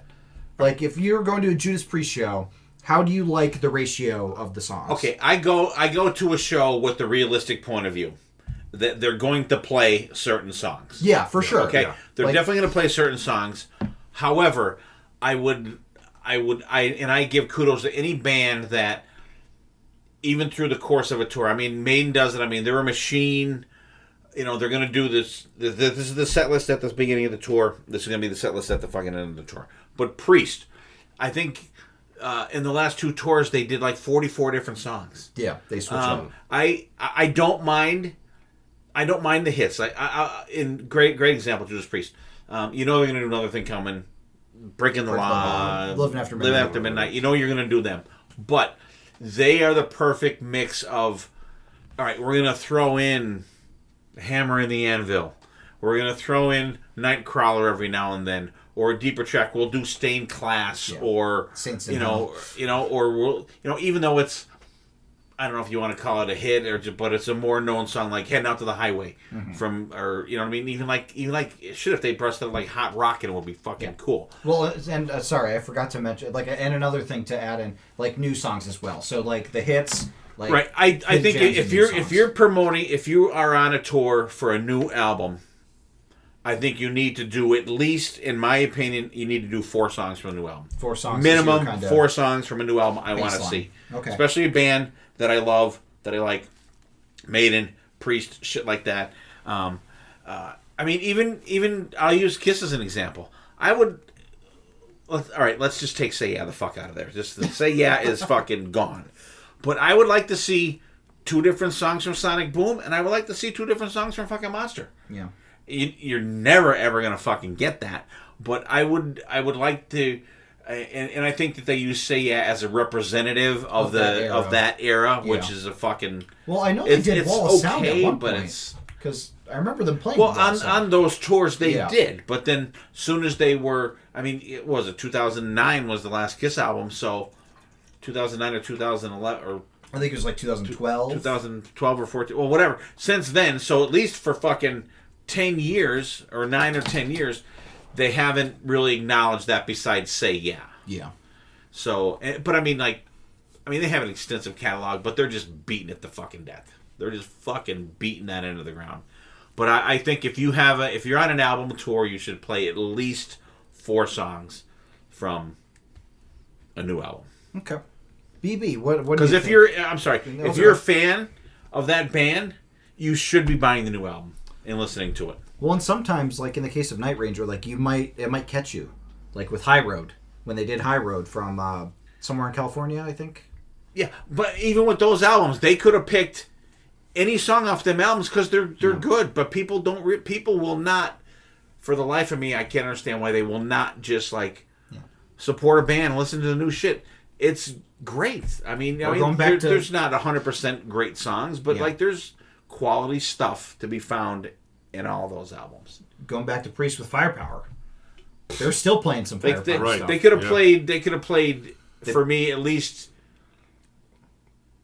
9, probably 8 songs out of like the 12 or whatever that was on that album. Because they played Never the Heroes the last when we saw them. BB, what about you? What's your kind of golden ratio for? I think I like when bands kind of when they do their encore, like they keep their like. Maybe like 3 most popular songs to the end, because pretty much that's what people are there for. Most of the people are there for. Yeah. They want to hear the Living After Midnight. They want to hear Breaking the Law. And I like Steve's number of 4 with the new album. We talked. The Winery Dogs did 5. BC said Buck Cherry or Godsmack did 5 on their recent tour. 4 is a good number. 3 I think is more probably what bands kind of do now. And hell, sometimes you only get maybe like 1. Yeah. But I love at least if you're gonna do you're gonna do 4 new songs. I would love for a band to throw in 4 deeper songs. Okay. And then then the rest just be like the filler like. Singles that were released, not as big hits like you want for your encore. So if you're talking like 15 songs, maybe do like 5 like middle of the road hits. If you do like 3 or 4 deep cuts, and you do 4 newer ones, and then you finish with 3 big hits. 3 big hits to end the show. That's like a 16 song set. So like, I want you to post that formula. That's a good. Although I want at least an 18-song set. Okay. We'll throw one more hit in. Yeah. And I do agree with the deep track kind of thing. And it was funny because after we saw Priest, like I think it was like this time finally like the fifth show. It was not the first show. show. It was of the not tour. the first show. And my partner Ray on the Queensryche podcast, he said like that show he saw it like after we did, and he said like I didn't know a lot of the stuff. He like kind of sat there. I mean, he's not a diehard Priest guy like we are, but you know what? I love you, Ray, but I don't give a shit about that fan. I want to hear fucking deep tracks. Yeah. You know what I mean? And what's it going to be? Like 5 minutes of a song you don't know? Yeah. But it may turn you on to something. Exactly. That's what I was going to say. What the On the fucking- other hand, holy shit, what the fuck especially was that song that they played after Especially an album as Breaking good the as, Law? What was as that song? Firepower. Like, Right. if you hear Firepower or Right. like, wow, I didn't know what that Lightning was, but I Strike. gotta find out what the fuck that song Yes. was. That's happened to me a lot. Like bands that I am not really familiar with. You'll catch a band like that. Like a lot of bands in the Monsters of Rock cruise. Like when we saw Taiketo, I was like, wow, like they never resonated with me. But then when they did, I was like, wow, I gotta dig deeper into them, Right. and that happens. Mm-hmm. And I think that's a good reason to do shit like that. Get people. Hopefully, if you catch a couple people to dig a little deeper, great. You've accomplished what you did. And you made us more diehard fans happy as well. because you did it. Yeah. Yep. No, I agree. I think those were. I liked your breakdown. I think that was good. So, the next question I want to ask in terms of solos, what is your ideal type of solo, and like how long, like what goes into it? What like say a band has to do a solo. What are you hoping that solo consists of? Me being the '80s kid, if there has to be a solo, I would love for this would be my perfect solo. Let whoever plays bass, let them go first. Okay? Yeah. But hear me out, okay? Because this just popped in my head. Hear me out, all right? Bass guy starts. 2 minutes, okay? Then the drum comes in with the bass for a minute. Okay. After that minute's up, the bass guy goes. Then you get the drums, maybe 3. We'll give the drummer 3 minutes. Then the guitar player comes out, plays a minute with the drummer, 2 minutes with the drummer, and then depending on how good the guitar guy is, let him fucking go sick bananas, because that's what I want to see. So like a relay baton pass. Yeah, type just of go situation. boom, one together, and then end up with one, and just let him go for at least 5 minutes. Okay. So you're probably 2, 3, 4, 5, 6. All right, he gets 4. So like at 10 minutes. Okay. Like I think anything after like 10 minutes, you're gonna lose. You're gonna lose your fan of. Yeah. But I think if you stagger step them, let them do a little something in between. 10 minutes, boom, the band's able to run back, have a smoke, have a drink, come back, refresh, boom, you're ready to go. Balls to the wall. Your next song, just jump right in. None of this, like, and we all know, like Van Halen, Michael Anthony gets a 5-minute bass. Alex got a 5-minute drum, and there's sometimes Eddie's would be like minutes. 18 Yeah. to 20 minutes. It's a little long for me, as much, much yeah. as I like those guys. Keep it 10 minutes, and then you have room for 2 more songs if you're going to play an hour and a half. Okay. Dad, what about you? Okay. In an arena or a stadium show, I understand the kind of need for a solo. You gotta give everybody else a Okay? break. However, I would much rather see a jam between the bass player and the drummer, Yeah, band jam. or the drummer and the guitar player, or the bass. I would rather see, or if there's 2 guitar players, a back and forth. But unless you're Metallica, or I think it's a waste in Kiss too. So unless you're pretty much Metallica, Iron Maiden doesn't even do it. Priest doesn't do it. solos are a fucking waste of time. They're a fucking waste of time. For sure. I hate them. Like if you go, you go to M3, bands are playing fucking solos. Yeah. You have 5 songs, 35 minutes to fucking play, and you're Autographed doing a drum solo and a guitar solo. What are you doing? I am anti-solo. I'm so happy that I got to see Eddie Van Halen play in 1984 in his prime. I was bored as fuck when he sat down and flipped that fucking guitar up with that wooden thing that he made on it. I'm like, what? Like, you're Eddie Van Halen. I know you could do this shit. I love it, but I hate it. I don't want to see it. I didn't come here for that. I could see your solos and listen to them. I want to see you do. I want to see you do Top Jimmy. Fucking 18-minute fucking guitar solo. You can do like 5 Van Halen songs. Yeah.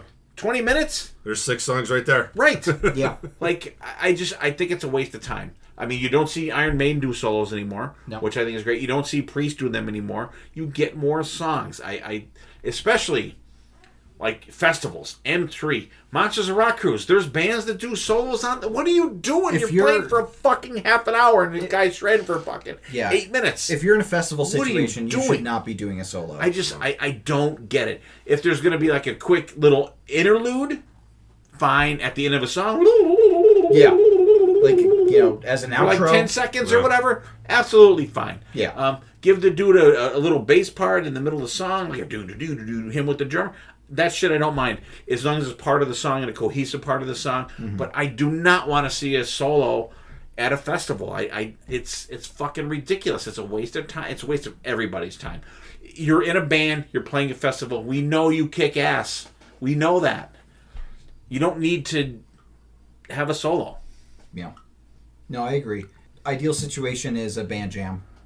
Exactly. I would rather see a band rock something. The singer goes on, because like Rocket Queen, extending that out. Yeah, like I love and trust me, the version of Rocket Queen on Slash and feature Miles Kennedy and the Conspirators on the Live at the Ritz.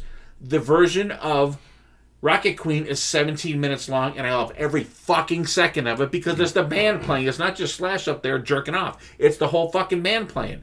I love that. I don't give a shit if it was 25 minutes long. Mm-hmm. Because it's the band playing. I don't mind that at all. Great point. Or like with Black Label, when it was like the bass and the drum laying it down, and then Zach and the other guitarists were kind of dueling back and forth. Right. Like that's a cool I have situation. that whole thing filmed from the Kiss Cruise. Like that's awesome. A cool situation. Or like a Frampton with Do You Feel Like We Do, where it's the playful talk box. Right, and that song is broken up into spaces too. It builds into like a really cool part. Right. So like things like that for sure. So, what live concert film do you think is underrated and more people should see or talk about? I have 2. By all means. AC/DC Donington. Yeah, it's a great one. It was that one. I watched that about probably 3 or 4 times a year, which I do not do. I got 3. Which probably one is mine. Which I don't do a lot. You say your first one, then BB. The other one is Queensryche Live Evolution. They do suites. They'll do like a EP to Mindcrime suite, and they'll do songs from the EP, from Rage for Order, from the Warning, and then they'll do like a suite from say Mindcrime to like Promised Land, and they went up to I think Q2K. I think is as far as that went. I think absolutely fantastic. That and the Queensryche Art of Live, because that's when they toured with Dream Theater, and they do a couple songs together at the end. Mm-hmm. And I think Comfortably Numb is one of them that they do. Think you're right. It's fucking awesome. And then the Night Ranger 35th anniversary show. It's like the greatest hits of fucking Night Ranger all on one show, and the video it's fantastic. How about you, BB? Yeah, a couple of mine. Live Without a Net. I knew you were gonna say that. I'm like, fuck, I knew you were gonna say that. There's pictures of somebody somewhere somehow. It's on vinyl. Oh yeah. Yeah. So and I guess there's only like 300 copies. So there'll be like ridiculous amounts of money, but that'd be cool to somebody turn that around. But yeah, I played that. I played that. I copied it. I put it on a cassette, and then I burned the music onto a CD to play in the car. Do you know how much in late fees I paid at B&G Video for that fucking thing? Between that and Animalized Live Uncensored, holy shit. And then the other thing, what I loved, I don't know if you may not, you probably do remember them. Remember how we used to get, when we used to go to the KISS conventions, and we get all these bootleg the KISS Vision, VHS, the KISS Vision ones, the KISS Vision cassettes or VHS had all these old concerts on them, and you would watch them and record them and put them on a tape player. I probably, geez, there's a tub in the, I think they're in my basement. There's probably at least 10, 12, and they're all different colored covers because we can get them on DVD. Bootlegged. Really? Because the library has a thing where you could take it and you just give them the things and they'll do it. They'll put it on a DVD. Yeah, I love those KISS Vision ones. Like, especially, they had Tom Zeus had the guy on that did those. Oh, did he? Uh-huh. Huh, I didn't see that one. Or listen to that one. I must have missed that one. Yeah, the KISS Vision. But yeah, because like every year you'd go to the expo or the convention. It was I'm sorry, it's the KISS convention. Yeah. And every year you would go, there'd be a new one. Yeah. And that would be like the go-to thing to get. Or somebody would get one, and then we were copying them and trading them. And right, yep. If I had to say a couple, the KISS show that's on Kissology 3, that was for the Revenge Tour, that concert. It's on Extreme, KISS Extreme, I think. Yeah, that concert was really good. Big Four live in Sofia, Bulgaria. I feel like that just kind of like dropped off the radar because it's not on streaming or anything. But like it's such a good show, like of these four epic bands. And especially if you put Exodus in there instead of Slayer, it would be even better. Yeah, yeah. And then probably going along with that, Cunning Stunts, Metallica. Fantastic show. That'd be really well great to come out as an album. Yeah, as a live for sure. album. That would be fucking fantastic. For sure. And it's a lesser liked era for Metallica, but I think the song selection wasn't bad. And Jason just rocks out, and it's cool seeing Jason rock out. I miss Jason. Plus the burning dude and the guy getting electrocuted. Yeah. Like that was a cool... Can you imagine being there? You wouldn't know if that was fucking real or what the fuck. It was crazy. Yeah. Like that's a cool I mean, because like we watched the video, you know it's Yeah. fake when you're watching the video, but imagine being there like, what the they fuck had is like going on? the Shit's lights falling coming down like yeah, for the that was like, cool. The little like unplugged segment or whatever. Yeah, those are some that popped up for me. So when you're seeing a band live, what kind of bill format do you prefer for the concert? Do you prefer like a festival situation, a double headliner billing like Kiss Motley Crue, or like an evening with, or a typical opening band's one headliner? What's your ideal way to see a band? I think I'm more of a evening with. Okay. Especially like a smaller venue, Penn's Peak, like what we've kind of said, Even a something acoustic, even if they do something a whole show acoustic. I love when it's just one band. I think they have a little bit more time because sometimes a lot of these venues are, you have to be done by 9 o'clock or 10 o'clock, 11 o'clock. So it gives a band a little bit more leeway to play a little bit, maybe play one or two songs, or that deep track that you want to hear. Mm-hmm. Yeah, I think the older I get, like I said, I think I like to be closed in a little bit more, a little bit closer, and we've gone through so many M3s and these big shows, and you can never get close anymore, especially the newer ones coming up. So I think. At my age, I'm like the evening with, and like I said, it could even be acoustic. Okay. Dad, how about you? I think it depends on the band. Mm-hmm. We've seen actually the only times I've never seen Rush with an opening band. Every time I've seen Rush, it's been an evening with Rush. Yeah. I wish Iron Maiden would do an evening with Iron Maiden. They seem like the I think ideal they're the band to do perfect it. band to do that with. Yeah. I think because if I have to see Raven Age one more time, I'm gonna fucking blow my brains out. By the way, and they have a new album out, so you may see them in the States when Maiden comes back. I'm just like giving you fair warning. But Monsters of Rock Cruise is ruining me for this shit. I think that is the ideal thing, especially for, and like I said, it depends on the band. Unless it's like a Rush or an Iron Maiden or like I would love to see an Evening with a Priest. Mm-hmm. But they do have cool metal bills though, because they have Queensryche, they have Accept, they have bands like that you love to see. They had that was a weird tour. They had Sabaton. I would have loved to see Sabaton, but it didn't work out where they were playing around here. But like Monsters of Rock Cruise kind of has me ruined. Number one, you could see a band and be out on the pool deck out in the bright sunshine watching a band, and a dude's coming up. You need a drink, sir? Yeah, give me another fucking beer here. You know what I mean? Like it's like your other baseball game. Well, kids these days are spoiled. I know, right? Cold, delicious. Back in my beer. day, we had to go to the beer stand to get a beer. Yeah. Right, but it does. It has you. And hopefully you guys at some point can go. It's just, and you can, if you walk, say you go in the theater and watching a band and they suck, you just leave. You didn't lose any money. You know what I mean? You didn't pay $100 to see this band and they sucked and you left. Mm-hmm. You know what I mean? And then you walk out 20 feet and you're at another bar.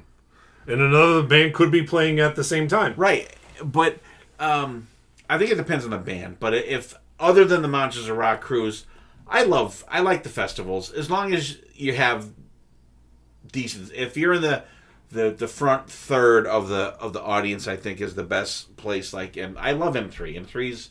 M3's fantastic. M3 kind of made it tougher now that they have the rotating stage because there's no break between bands. Yeah, there's like if you got like 4 bands in a row that you don't want to miss anything, like it's tough because you're there. Yeah. You know what I mean? There's no breather in between. And that's the only thing I don't and I miss the side stages in M3. Yeah, for sure. I miss going to a different stage because it gets you out of your regular seat. I kind of do miss that, but I think it depends on the band. But there's not that many bands out there anymore that could have the pull or the power to do that. Yeah, like a lot of bands to get people I think have to I'm do not a those fan like double Foo Fighters could do that. Metallica could do that easily. Metallica could easily do that. For sure. And there's not many bands like Foo Fighters could probably do that. Yeah. But there's not many bands that could. So if you take them out of the equation, I'd rather go to like an M3 because it's better of a hang, and you don't have to worry about driving 2 hours to get home. Yeah. From them as well. Very true. Yep. I do like when like a bigger band like Metallica will bring smaller bands out like Ice Nine Kills. I think that's a great use of Wolfgang your like that's a great use of your kind of prestige to introduce people to this group that but you wouldn't necessarily in a situation like that, like how much of Ice Nine Kills can you really get their show? That's also very true. That's also very true. Because it's in the middle of the thing, and actually, will it translate? There was a great interview with Wolfgang Van Halen I just listened to yesterday from the Talk Is Jericho podcast, and he had asked him about playing those shows with Metallica, and Wolfgang was like, "Well, he said it's tougher for me because I'm kind of locked into my pedal board and the microphone." But like the other guys, like Frank and the other guitar player, and out on the catwalks, they can kind of go around. He said, but it's tougher for me to get to the whole crowd, and you got to think it's got to be the same for Ice Nine Kills because they have a show. They have a show because their show is integral to their music of how that's portrayed. But I think it would be interesting to see them like without that shit. Like it was cool to see Alice Cooper. I was gonna say Alice without Cooper. All of that stuff, because like Monsters of Rock Cruise, he did like maybe half of that kind of show and half of just a jam show. But we saw him at Harvey's Lake with Scorpions, and it was just Alice Cooper. There was nothing, no hanging, no injections, no straitjacket, no nothing. It was a straightforward fucking Alice Cooper show, and it was fucking awesome. Yeah. I do like themed concerts, like with Alice that did it with Rob Zombie, or the Trinity of Terror tour, or I mean even Kiss and Motley Crue, kind of like the world's greatest. The tour. Yeah, the tour. Like I liked those kind of tours as well, where you do kind of have that running theme through it, and it just makes sense together.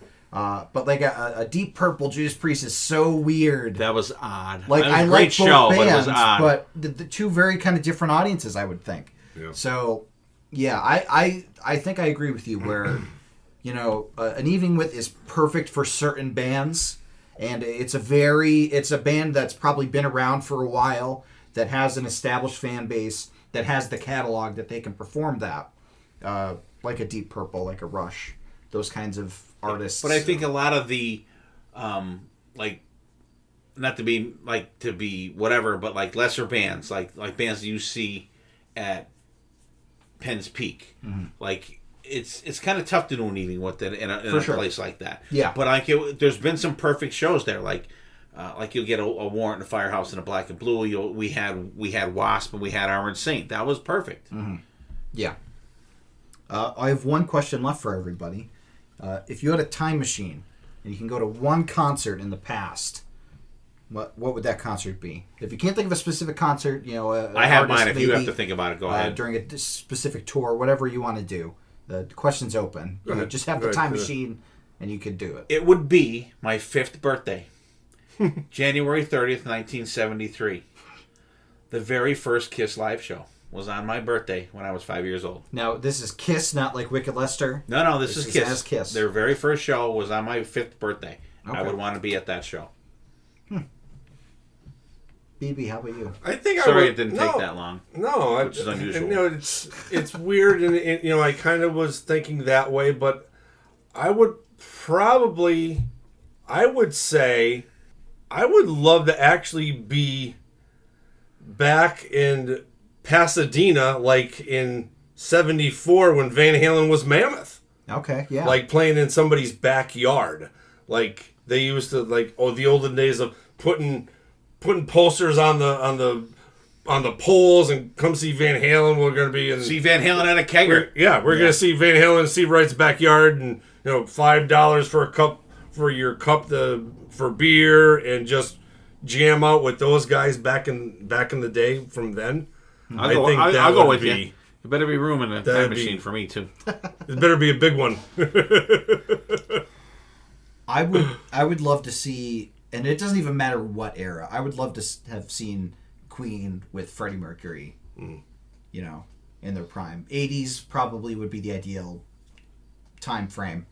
I just think that Freddie Mercury's energy is so like lightning in a bottle, that just to see it live would have been really, really cool. Not to discount Adam Lambert, who is a very good, replacement for Freddie Mercury, as good as you can get. Better than, what's his name? Paul Rodgers. Paul Rodgers. Yeah. I'm not a Paul Rodgers fan. No. But yeah, I would definitely see Queen, I would think.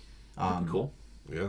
But yeah, that's my discussion topics That's for cool. Live shows. Hope you enjoyed it. All right. We'll go around and we'll wrap up. And BB. Yeah, Dylan, great job. Way to pull this off last minute, and great topic. Lot of good questions, and just the history. Just the three of us at the table here of going to see live shows, and all the hours we've either drove or sat in the back seat and sat in the parking lot and just bullshitted and talked about this music that we love, and what brings us together. Some great shows out there that we've seen over the years. Really, really, it's. I don't know how you do it. There's some days like I don't remember half the shit I've seen, and you're like, oh yeah. I saw Styx down at Rocky Glen September 7th. 1981. And I'm like, But I can't remember what my wife told me 5 minutes ago. Like that, I think that's out of everything we talked about tonight. That I wish I remembered more shows that we've gone to, because either I don't know why my brain doesn't work that way. It just doesn't. It doesn't work. Like, I remember seeing Aerosmith, but I don't remember when. I remember seeing a montage, so now I don't know if it was 1997 or 2004. Or 2002. I don't know. Right. But I know I saw them at Montage. And I don't know why my brain doesn't work like that. But, yeah, once again, Dylan, great topic. Way to pull these 14 questions out of the air and make a pretty good episode out of this one. Thank you. Yeah, I love talking about live music because it's such a different experience to see a band that you've been listening to maybe your whole life. Maybe you just heard them on the radio once. Seeing them live in person is such a completely different way to experience their music. There might be visuals that impact the music in a new way. It might make you realize that, oh, these guys have no idea what they're doing. They just sound good. They're just made to sound good in the studio. So a live performance is such a good litmus test to see if you still enjoy that band or if you love them even more. Because you can go in liking a band and then absolutely become captivated by them because of how good they are live. And that can make you a lifelong fan. And I just think it's so fun to reminisce about shows and think about future shows, kind of what-if scenarios.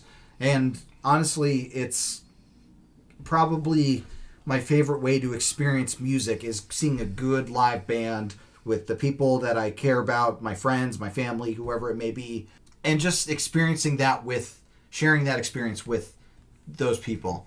So I hope you enjoyed the topics that I brought up, and you can listen to some of the bands that we talked about. I'm going to put live music on the Spotify playlist of the week from some of the... You better put Coming At You Live first. Oh, for sure. That's going to be the first thing. That will be the first thing. Non-acoustic. Yeah, the regular live version. I'm going to find that and put it on there. But thanks for coming down this journey with me, and hope I pulled it off. Yeah, home run, Dylan. Yeah. Home run, grand slam. And this is, and it's funny because this is my favorite part. Well, two favorite parts. My favorite part about this podcast is just the bullshitting, the random topic kind of stuff. Nothing's, I mean, it was specific to live stuff, but for me, live music is what I'm into this for. I am absolutely a live music junkie. I would rather hear a band play something live than hear it in the studio. I love studio shit. I definitely listen to more studio shit than live stuff, but when it comes to go seeing a band live, I would rather hear Don't Tell Me You Love Me live. I would rather hear Eyes of a Stranger live. I would rather hear I Stole Your Love live. And especially the visual part of it, where I've seen Kiss do I Stole Your Love live. Not in makeup, obviously, but on the Hot in the Shade tour. When I hear that, it takes me there. Seeing Queensryche, back in the day with Jeff Tate and seeing him now with Todd La Torre, it's just, you hear a song and you just picture them. Even if you hear a studio song, you just picture them doing it live. And I've talked about the hang, and this is a hang right here. This is a hang. This is part of it. And I wish BC was here for this one because he would have had a fucking ball. This fucking episode would be 4 hours long if BC was here probably because and I will say right now, I'll say Lizzie Borden because no one said that Lizzie Borden yet this podcast. Lizzie Borden, because they definitely would have been in one of BC's answers questions that Dylan had. And I'll tell you what, I've never seen them until we went to see Lizzie Borden in New York City. And it was fucking fantastic. They did the blood. We got the blood on our hands and everything. It was fucking awesome. and we saw them a couple times. Monsters of Rock cruise. BC went to L.A. to see them. M3 we saw the M3. I'll tell you, Dylan, don't go by M3 because I was very impressed by how quick of costume changes he was.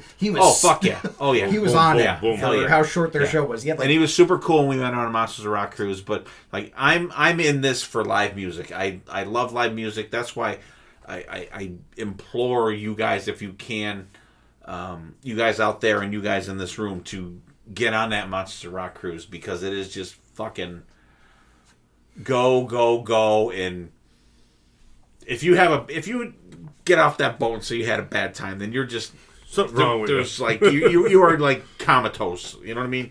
But great topic, Dylan. Thank you for stepping in and pinch hitting tonight for a topic, and absolutely fantastic. BB, awesome, good job. I'm glad he brought up Live Without a Net, because that was and you know I'm not a huge Sammy Van Halen thing, but like when I watched it, I'm like, this is fucking awesome. It was great. And you know what else we never really brought up?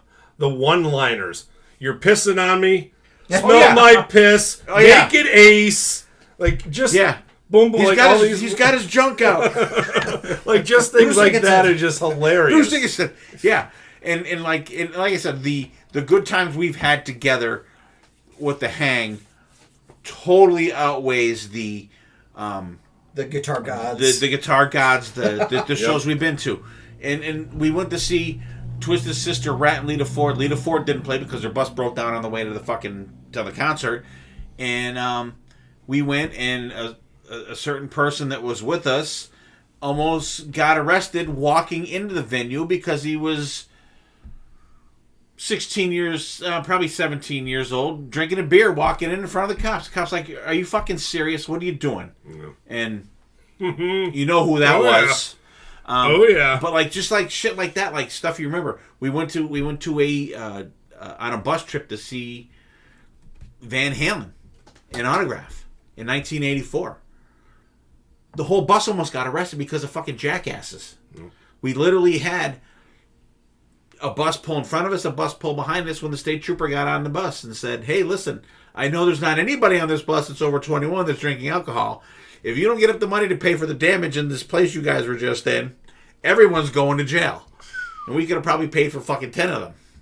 But like, it's moments like that. It's the music is just the soundtrack to all of the shit that we do. And like you said, we could do a topic about anything, but it's just an excuse to talk about the shit that we love.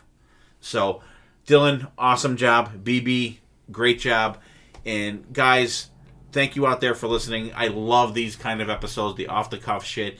And enjoy. Let us know just kind of jot down some of the questions that Dylan did. Let us know what your guys' thoughts are on the topics we talked about tonight. Check out all the songs on the Spotify playlist that Dylan's putting up there. Are you still doing the Apple Music playlist, by the way? No. Well, because people use Spotify. I fucking hate Spotify. I'm an Apple Music guy. So anyway, check out the Spotify shit. And thank you guys. If you're a new listener, welcome. If you're an old listener, welcome back. Be kind out there, you guys. Take care of yourselves. Take care of each other. We will see you next time, and there absolutely will be a next time.